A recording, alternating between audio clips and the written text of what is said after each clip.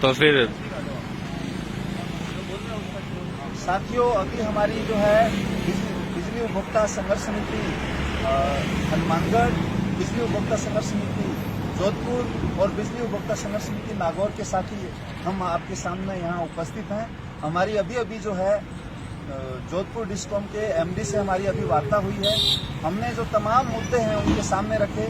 सबसे पहला जो हमारा मुद्दा था कि कोरोना के अंदर आम जो उपभोक्ता हैं उनके जो बिजली के बिल माफ होने चाहिए, क्योंकि पूरे इलाके के अंदर जो है रोजगार ठप है, पूरे देश की, पूरे प्रदेश की अर्थव्यवस्था ठप है।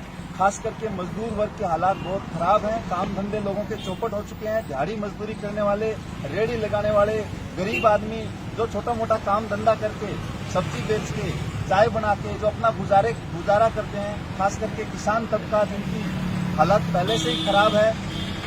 ऐसे कोरोना के महासंकट के दौर में हमने जो है एमडी से मांग करी थी कि बकाया बिजली के बिल माफ किए जाएं। पहला हमारा मुद्दा वार्ता का ये था। दूसरा मुद्दा हमने उनके सामने रखा कि स्थायी शुल्क के नाम पर, विद्युत शुल्क के नाम पर, नगरीय उपकर के नाम पर, जल संरक्षण के नाम पर, ऑडिट की राशि के नाम पर, अन्य शुल्क के रूप में जो तरह तरह के कर लगा के बिजली के बिलों के माध्यम से जो जनता से ठगी चल रही है, वो ठगी तुरंत बंद होनी चाहिए।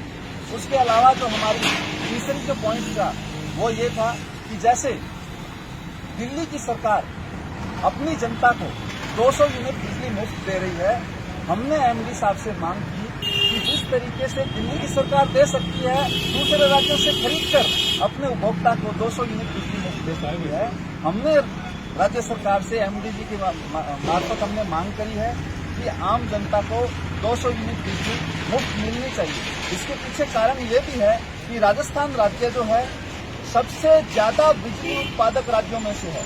यहाँ पर पानी से, यहाँ पर कोयले से, यहाँ पर परमाणु संयंत्रों से, यहाँ पर पवन शक्तियों द्वारा, यहाँ पर जो है सोलर ऊर्जा द्वारा तरह तरह से यहाँ पे विद्युत उत्पादन होता है, बिजली का पैदावार होती है। मगर राजस्थान की जो सरकार है अपनी जनता को पूरे देश के अंदर सबसे ज्यादा महंगी बिजली देने वाला प्रदेश है।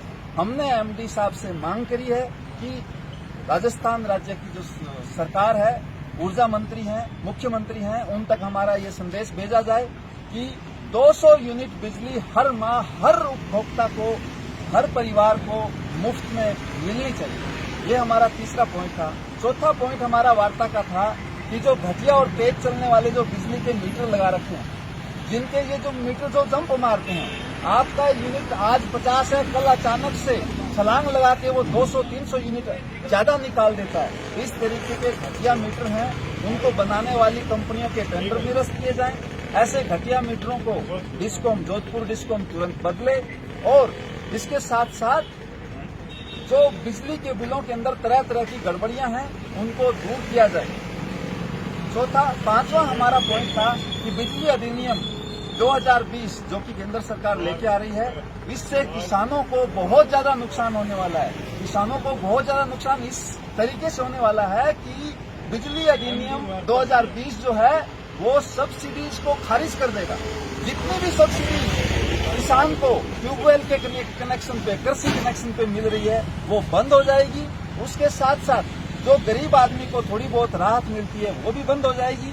कहने का मतलब ये है कि ये 2020 जो अधिनियम जो है, बिजली अधिनियम 2020, इसके आने से बिजली और भी ज्यादा, कई गुना ज्यादा महंगी होने वाली है। तो हमने मांग करी है राज्य सरकार के मार्फत, हमने बोला है कि ये अधिनियम को खारिज करवाया जाए, राज्य के अंदर ऐसे अधिनियम लागू ना हो।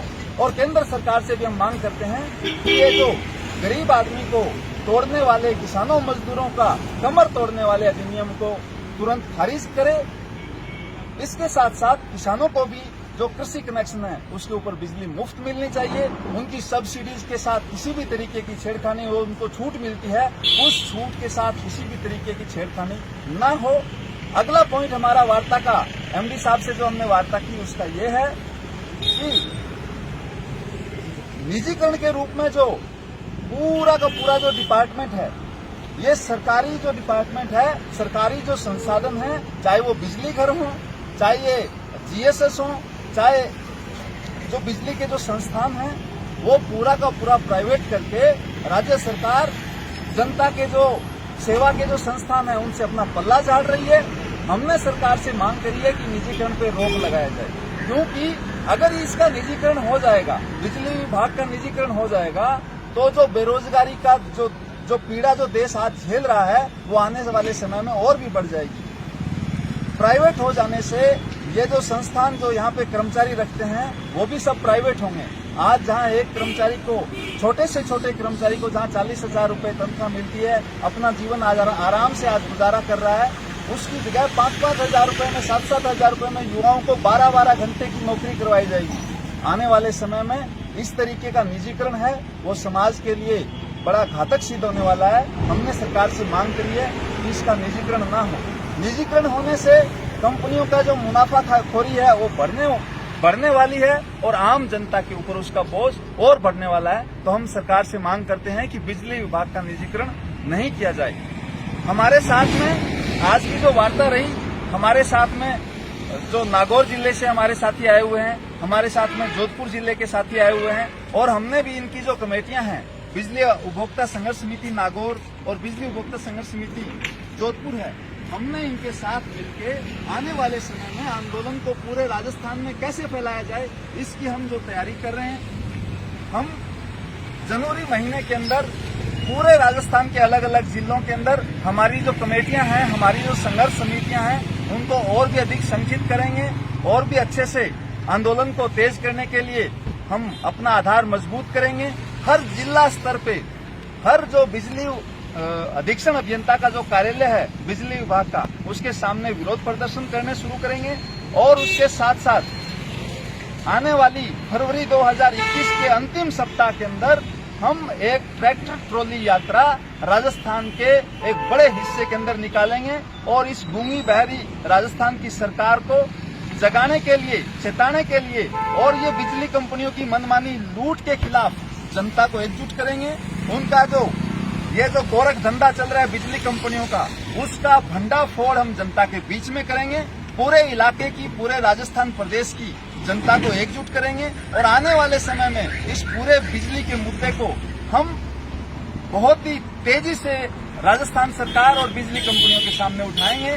चाहे हमें इसके लिए कुछ भी करना पड़े, सरकार चाहे हमें जेल में डाले, सरकार हमारे ऊपर लाठीचार्ज करे, हम बिल्कुल भी इससे पीछे हटने वाले नहीं हैं। इस आंदोलन को हम तेज करेंगे। मेरे साथ में हमारे जोधपुर के साथी भी हैं, वो भी अपनी बात रखेंगे, नागौर के साथी हैं, वो भी अपनी बात रखेंगे।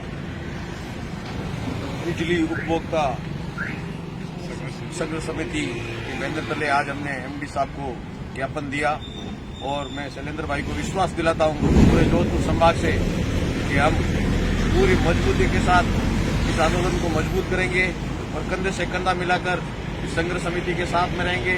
मैं भीम आर्मी जोधपुर संभाग प्रभारी अनंत पाल आजाद।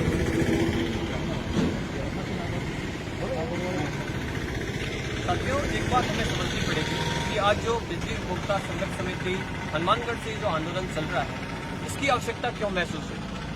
ये जो आंदोलन चल रहा है ये वास्तव में सिर्फ हनुमानगढ़ तक नहीं है। हमने हमारे बिजली बिलों को गौर से देखा नहीं है। वास्तव में ये जो लूट है वो हर घर में आई हुई है, इसको हमें समझना पड़ेगा। जो हमारे साथ स्थायी शुल्क हमें मिल रहा है, बिजली दर जो मिल रही है, रेट हम दे रहे हैं, वसूली हम दे रहे हैं, अन्य कर दे रहे हैं, इनको हमें देखना पड़ेगा कि आखिर हमसे ये क्यों वसूला जा रहा है। मोटा मोटी बात यह है कि हमें बात समझ में आती है कि जो बिजली कंपनियां हैं वो जब बिजली बनाती है और हमें देती है तब तो उनका कर्जा बढ़ जाता है, और जब प्राइवेट कंपनियों को दी जा रही है तब उनका कर्जा गायब हो जाता है। जब 68,000, 17,000, हजारों करोड़ रुपए प्राइवेट कंपनियों के बाकी हैं, उनसे वसूला नहीं जा रहा है और गरीब जनता के जो 200, 500, 1000 रुपए का बिल है उनके कनेक्शन काटे जा रहे हैं। ये हमें देखना पड़ेगा। अगर आज हम इस उपभोक्ता संघर्ष समिति के साथ में खड़े नहीं होंगे तो दोस्तों जाहिर सी बात है आने वाले समय में ये जो अधिनियम आ रहा 2020 ये लागू होगा और हमारे जो अधिकार हैं वो हमसे पूर्ण रूप से छीन लिए जाएंगे और हमारे जो अत्याचार है वो हमारे ऊपर बहुत जोर से बढ़ने वाले। रही बात सरकार की, तो हमें ये भी समझना पड़ेगा कि सरकार की जो नीति है वो स्पष्ट है कि बिजली हो चाहे रेल हो,